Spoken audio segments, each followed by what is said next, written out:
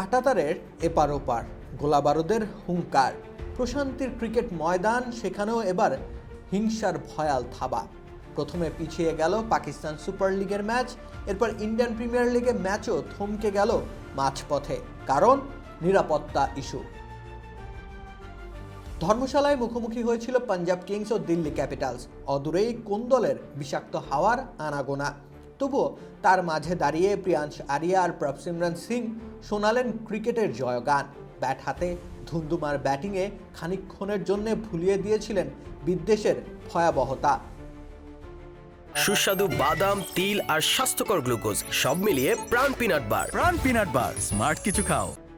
কিন্তু তার বেশিক্ষণ স্থায়ী হয়নি। প্রিয়াংশ আরিয়া কেবলই ফিরলেন প্যাভিলনে। মারকাটারি ইনিংস খেললেন তরুণ এই ব্যাটার। 70 রান করলেন তিনি 296 স্ট্রাইক রেটে।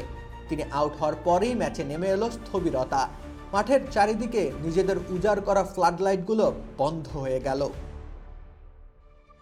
নিখাত বিনোদনের মাঝে খানিকটা বিরতি। অপেক্ষমান গোটা স্টেডিয়াম ভর্তি দর্শকরা তখনও ম্যাচ শুরু হওয়ার অপেক্ষায়। কিন্তু সেই অন্ধকার আর কেটে গেল না।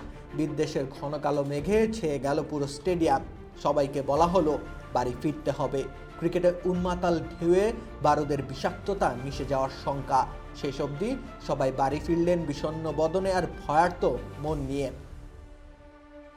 এর আগে অবশ্য দুদিন পরের মুম্বাই ইন্ডিয়ান্স ও পাঞ্জাব কিংসের ম্যাচের ভেন্যু পরিবর্তনের বার্তা এসেছিল। সবার আগে তো জীবন।